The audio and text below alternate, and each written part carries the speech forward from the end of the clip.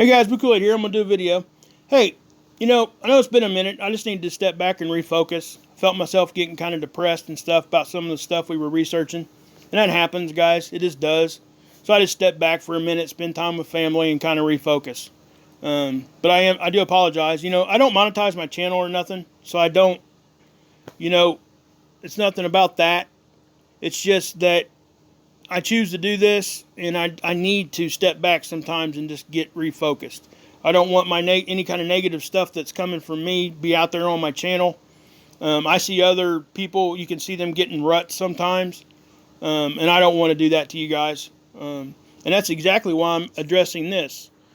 I always tell my kids and myself, I try to live by, don't worry about things you can't control.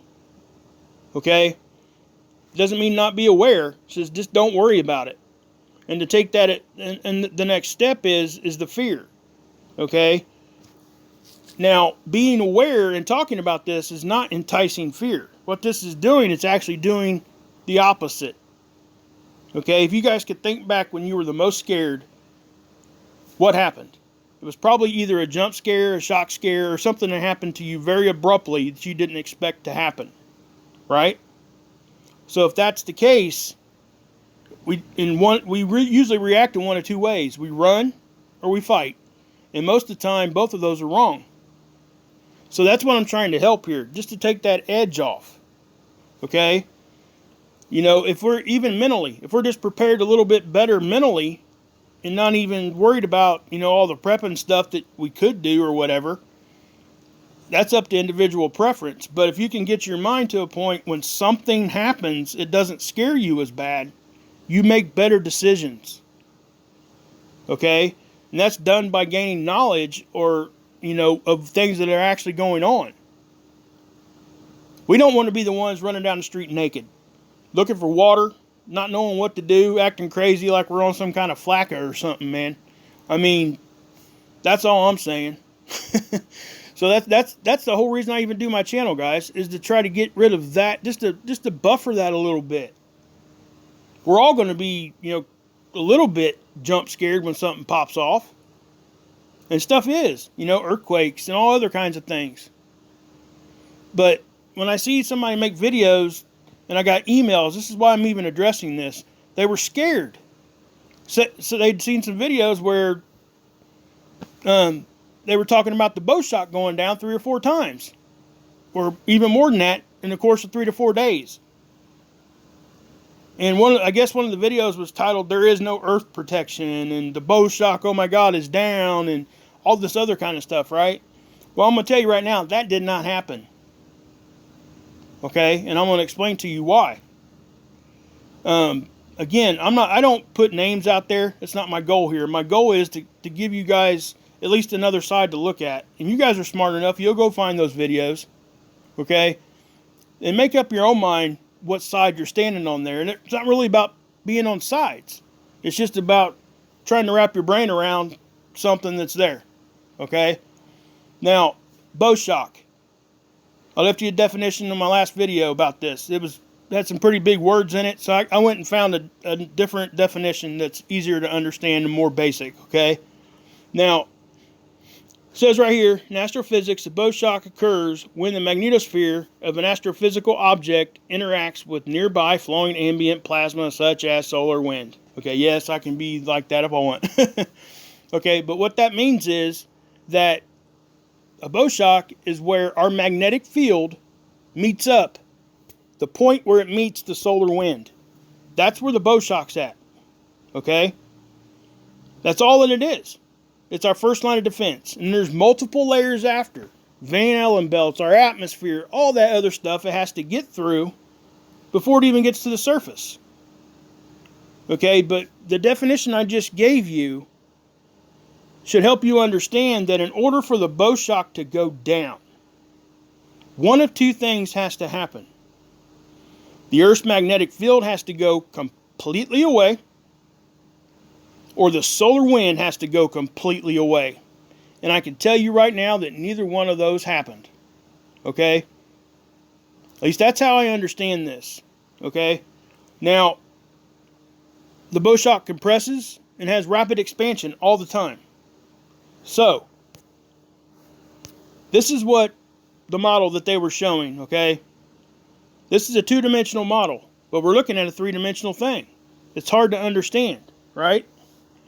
So, this is more what it looks like, okay? You see how it's bubbled out like that? It's not just one line out there like a shield or anything, straight up and down and all that kind of stuff. This is more of what it looks like. It even got the weaker spots on the poles just like it is here, okay? That's why we put the warnings out for people flying in high latitudes when we're getting cosmic ray bursts and stuff, because stuff gets through up there easier. So, we're looking at this. Another thing, guys. This right here says the Y cut, right? What that means is we're looking at a side view. That's a side view of everything. This is the Z cut. That's a top-down view. Looks very similar, doesn't it? But if you didn't know, you would never even take that in consideration, because it does matter. Now this is a Z cut too over here, but this is the timestamp, and these are the ones that the timestamp that was being shown on those videos. The Bowshock is there, guys. We've all seen it go back. You've even heard me say it's inside the satellite line, right? It gets all contorted and stuff, but it doesn't go away. We still have protection. Not to mention all the other levels it has to get through before it gets to the surface. But the ones that I seen, I went and watched a few of these videos, and they were only showing these. Okay? The Bowshock's clearly right there. Not to mention this. There's a different model even. Different agency. That's the Australian model. Exact same timestamp. Bowshock is there. It's not even compressed in very far. What we're looking at here, guys, is very normal for any kind of increase in solar activity. Okay? What these colors represent is density. Okay? So, just because the densities start resembling each other and kind of blend in together a little bit, does not mean that the Bowshock went away. So, I just wanted to put that out there, guys. Hope you guys understood that. Make up your own mind. So, but anyway, I'll be back with you in a minute. Okay, guys, one more thing. Okay, I want to explain to you guys that the Bowshock itself, okay, it's not the solar wind actually colliding with our magnetic field. Okay, it's actually the interaction of those particles when they get close to each other. They start influencing one another. Okay, it's not like a boat going through water. Okay, it's not, because those particles are actually colliding and it's being forced around. Now what you're seeing here out in space with our magnetic field and solar wind and other influences, you're seeing the particles get close enough to one another to have some sort of influence on each other. Okay, that's what you're seeing here, if you want to get real technical about it. Okay, so when the solar wind hits the Bowshock, it gets compressed, it gets heated, it gets slowed. Okay, and the area right past the Bowshock is actually called the magnetosheath, and that's what we see. We see slowed, higher dense material, and more temperature. Okay, because of the interaction of those particles as they pass through the Bowshock. Now, not all the particles make it through the Bowshock. They get deflected around. That's why it's doing this. Okay, but it does slow it down. It does help us defend stuff off easier because it is slower. All right. Again, it's just our front line defense against stuff. So I really hope you guys understood that. I know it's a big, long thing, but I really wanted to address this because I don't want people getting, want to get emails and stuff about that kind of thing. I really feel like I have to address it, and at least put another opinion out there of what's actually happening. Hopefully I showed you guys the resources and the research that I did in a good enough way that you can understand what I was looking at, what I was trying to put out there. But I do got a couple other things I want to show you.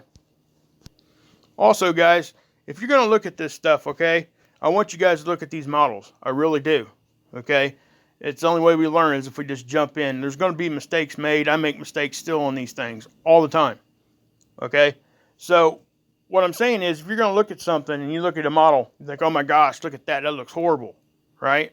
First off, that happens all the time like that. But second off, you don't stop there. Okay? Not when you have other options to go look at. Because then you can look at this one. Then you can look at this one. And guess what? Then you can go over here and look at this one. There's lots of different things to look and check to make sure that if you think the Bowshock is down, you better look at all those before you draw that conclusion. This is what I'm trying to say. This one here, this Australian model, if you look right here, you see what's called the standoff distance? It's basically giving you the distance out. Okay? Because if you look down here, see the numbers they plotted? Okay, this up here said it was 11.3, and that's about where that line's at. Okay, so it's telling you that's where the Bowshock is actually out there. And why do they tell us that? Because they give us a distance away from the surface or the atmosphere of the Earth here, because then we can really get a good idea of when it does compress, because it does. It'll pop back here sometimes inside the satellite line, and other times I've seen it have rapid expansion, guys, and go clear off the screen. You see it shoot out here, and you'll just see little pieces of it right here. That means it's way out in front. That does happen, but it doesn't go away. It doesn't go down. Okay? Now, if you want to see something, that right there, I just went back really quick. This happened on the 5th. This right here is showing you what happens when we get hit with solar wind. Okay? See it compressing really far in? But did we lose it? No. It's still there, guys. Okay? And that's my point. And I'm going to leave it at that. And I am going to be done talking about that. So we'll move on to something else. Okay, guys. I got you over at Seeds. Okay? Take you guys here a lot. You guys, and most of you guys probably know that. But I do want to touch on something here. The Seeds site here on the Lasco C2, it was down for like over a week. Okay, all those dates were missing. Well, all that data's back. Okay, it's back up and running. So obviously we went and looked at it, myself, and I'm sure a bunch of others did too. Now, what I'm going to show you here is really interesting. Okay, this is on the 27th. Okay, now most of you probably already caught that coming in on the bottom left. See that? Now I'm going to slow it down so you guys can see that better. What that is that's what we call a sun diver. I don't know that it made it all the way to the sun. It could have, but I think it probably disintegrated as it got blasted by the solar wind. Okay. Obviously the solar wind right next to the sun is probably pretty fast. pretty intense. Okay. Now, like I said, what you're seeing here is a sun diving. It was probably like a small comet, I would think. It looks to be like a decent size. And what you're seeing, obviously, is that object right there. I'm going to pause it. And what we'll do, we'll just bring it back. Okay, there it is. Okay, we're looking right here. I'm sure you guys can see that. And again, guys, it did show up over here too. It's just harder to see. See it? It's right there. But this here shows it pretty well, so I figured I'd use this side. This is the tool that sees the CMEs. It's supposed to detect CMEs. So let me slow that down some more. Hit start. Oops. Let's reverse it. Okay, you see that? How it's coming in. Now it's gonna just disappear, and the reason why is because the tool itself missed like 5 hours of data from 3 to 8. So by the time that thing moved for another 5 hours, it went away. It was gone. And obviously you're seeing here, yeah, it's a pretty big reaction. You see that where it jumped time. Most definitely jumped time there, and that was a CME, guys. It ejected out. Scott, I think Scott's doing some videos on this because this was right around the time that he's seen the that electrical discharge on the stereo A. But this is a different satellite. Okay, this one ain't off to the side. This one is looking dead on from our perspective. The one that seen the discharge was actually over here. Okay, that satellite's over here. The satellite we're looking at right now is called SDO, and it's sitting right here, looking at the sun always. Now this one over here always looks at the sun too, but just to give you guys a little bit of perspective of what's actually happening here. So when we see things happen on more than one tool, it pretty much validates it. It definitely tells you that something actually did happen. Okay, and Scott has put together a video on that. I'm gonna let him, not let him. that's probably the worst way to say that. He's gonna do a video on it, and then I might talk about it later after he gets it posted and everything. But as you can see, that happened. Now, I wanted to show you that sun diver first off. Then we'll go to the next day, the 28th, 11/28. You're seeing a lot of flashing and stuff here, right? Now you're seeing like little small bursts of energy getting blowed off that direction. Oops. Right here, and then it does it down here. Now why does it do that? I've talked about this before, right? We've seen a small little one there, then not too long later, we see one almost 180 degrees. If you drew a straight line through the sun, it almost does that every time. I see it almost every time we have any kind of ejection off of the sun. Flare, anything. Seems like it has another reaction, usually a smaller one on the opposite side. So what that tells me is when we see things fire off the backside of the sun, we should pay attention because we might get a smaller one firing off the front right at us. That's why I talk about that.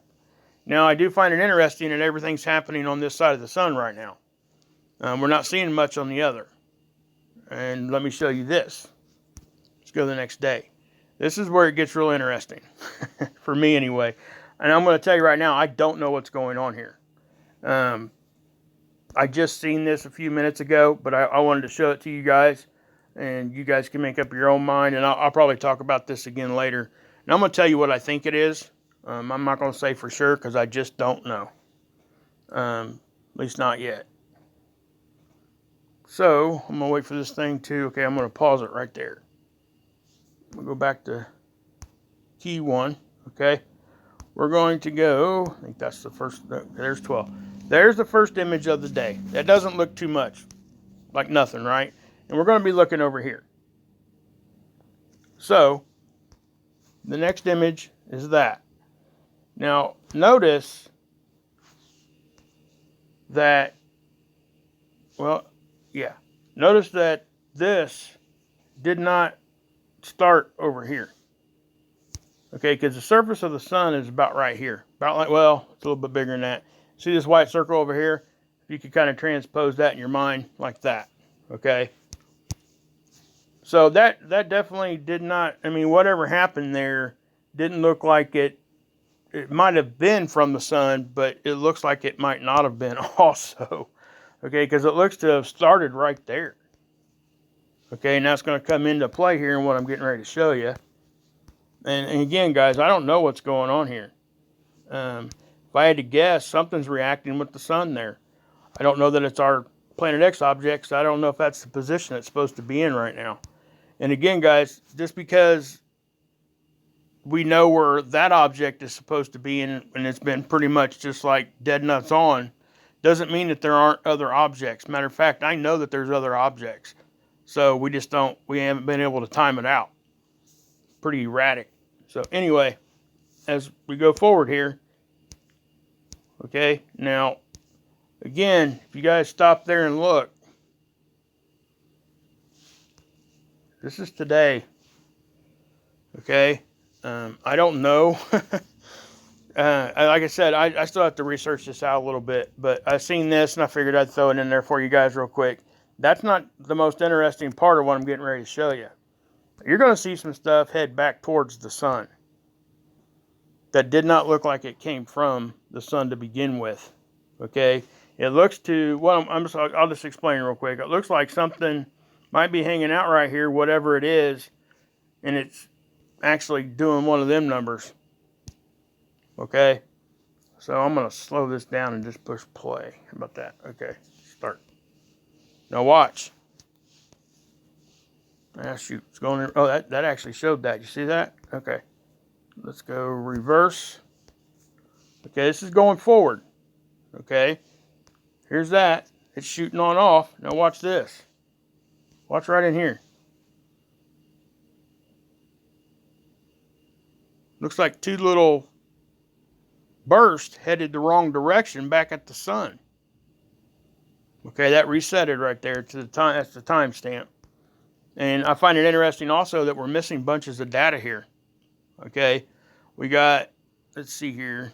If you're looking at that right now, you see it, and I'll speed it up and you guys will actually see it more. It almost looks like it's doing that magnetic draping effect over an object. And I don't know that that's what's happening, but I'm going to speed this up, guys. Let's go.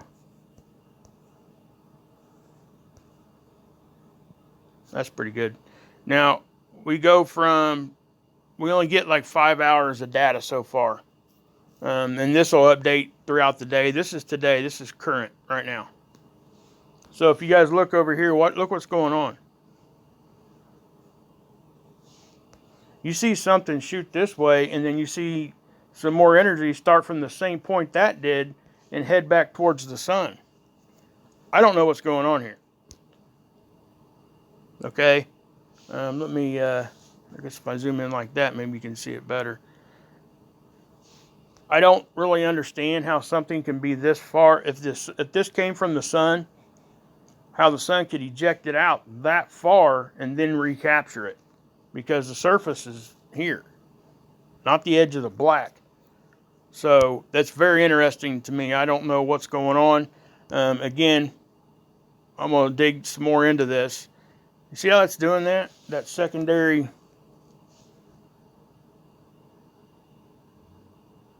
See it moving back towards there like it's draping over something, or something's going on. I don't know what's going on there.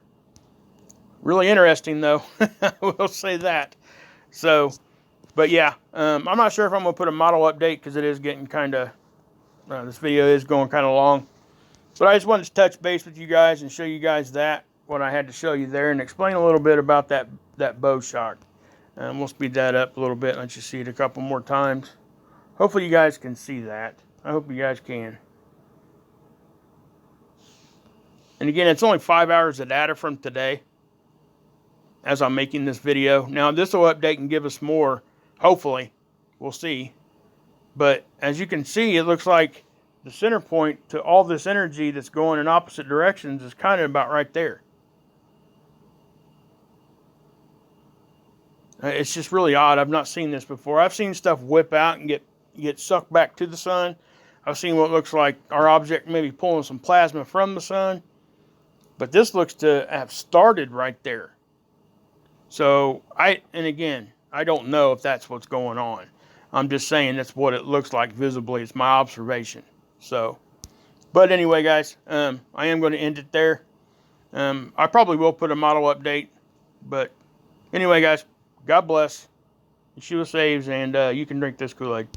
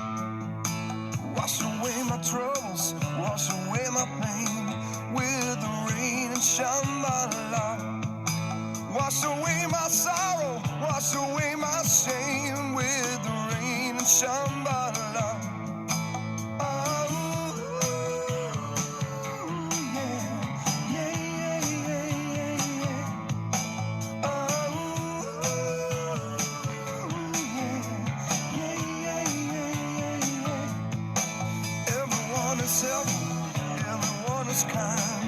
On the road to Shambhala, everyone is lucky, everyone is so kind. On the road to Shambhala.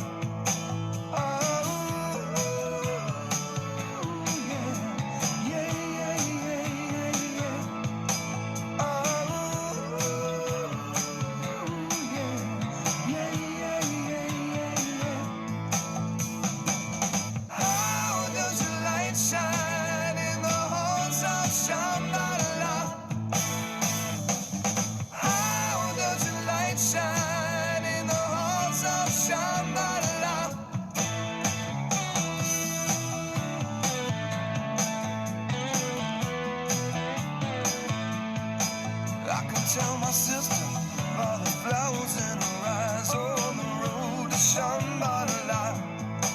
I can tell my brother by the flowers in his eyes on the road to Shambhala.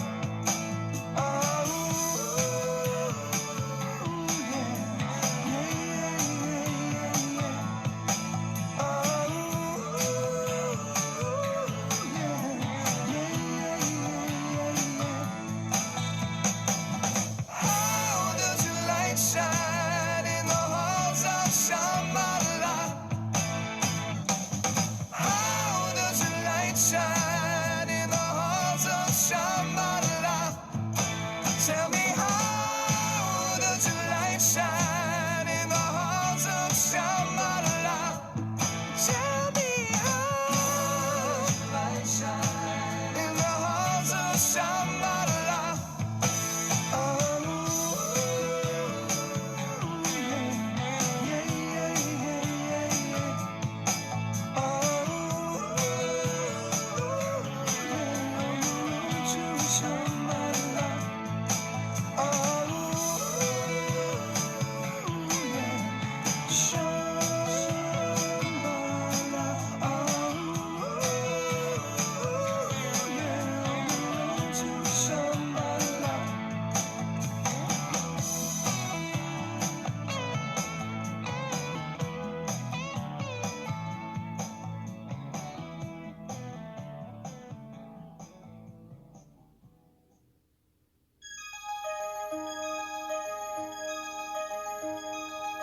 All through the night, I'll be awake and I'll be with you. All through the night, this precious time when time is new. Oh, all through the night too.